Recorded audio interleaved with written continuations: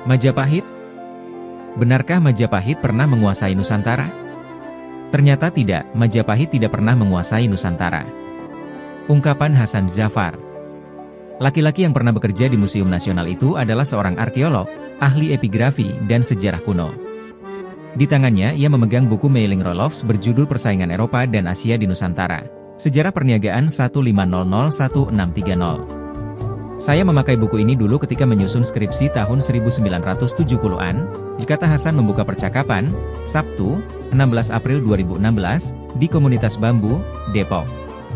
Buku yang digunakan oleh Hasan ketika itu tentu yang berbahasa asli keluaran tahun 1960-an, sementara yang sedang dibolak-baliknya adalah versi terjemahan bahasa Indonesia yang baru saja terbit. Meski dikenal sebagai kerajaan Hindu-Buddha yang terbesar, kenyataannya Majapahit tak pernah menguasai Nusantara.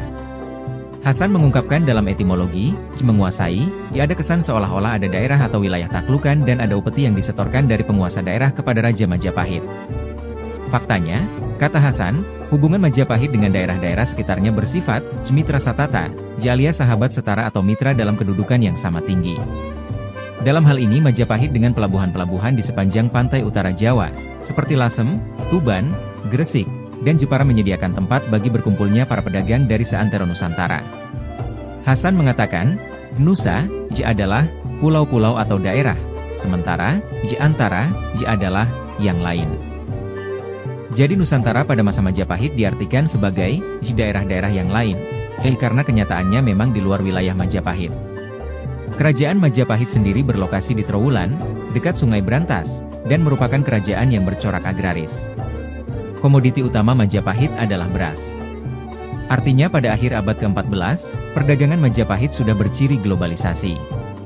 Sementara konsep Nusantara sendiri, kata Hasan, merupakan koalisi antara kerajaan-kerajaan yang turut bekerja untuk kepentingan bersama untuk keamanan dan perdagangan regional. Sifatnya bukan menguasai, sehingga jika ada pemberian hadiah, itu bukanlah upeti.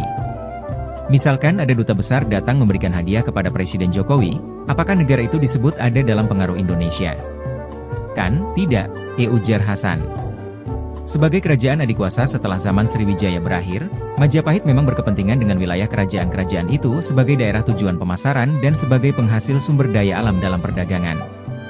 Namun, hubungannya tidak antara penguasa dan yang dikuasai secara politik. Justru yang tercipta adalah hubungan kerja sama setara, sehingga Majapahit juga berkepentingan untuk mengamankan dan melindungi wilayah-wilayah itu.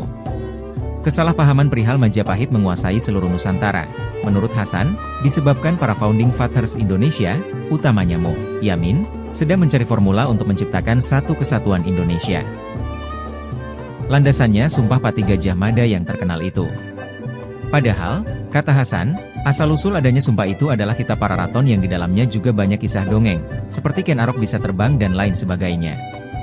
Membacanya harus hati-hati karena para raton sangat istana sentris dan mencampurkan fakta dengan mitos, ucap Hasan. Mo Yamin pernah menulis sebuah buku berjudul Gajah Mada, Pahlawan Persatuan Nusantara yang terbit kali pertama pada 1945 dan telah dicetak ulang belasan kali.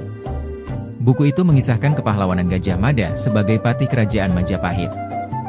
Dalam buku itu Yamin menggambarkan sosok Gajah Mada seperti Bima, tokoh pewayangan dalam Mahabharata yang dianggap paling kuat.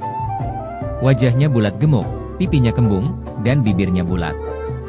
Namun, kata Hasan, Yamin membayangkan imaji Gajah Mada dari sebuah celengan di Trowulan yang di depannya ada sebuah muka. Ya, masa Gajah Mada disamakan dengan celengan? Tanya Hasan.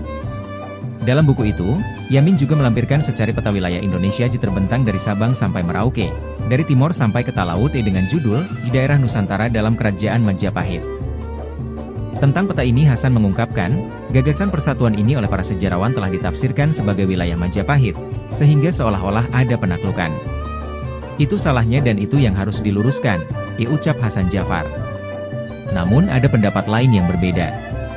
Salah satu tulisan yang dihimpun William H. Frederick dan Soeri Soroto dalam buku Pemahaman Sejarah Indonesia Sebelum dan Sesudah Revolusi mengutip negara Kertagama menyatakan Majapahit menerapkan prinsip negara serikat. Dalam hal ini, apabila ada kerajaan mitra satata tak mau mengakui kekuasaan, maka kerajaan itu akan diperangi. Khusus kerajaan Pajajaran saat dipimpin Prabu Siliwangi, dia tak pernah bisa ditaklukkan oleh Majapahit.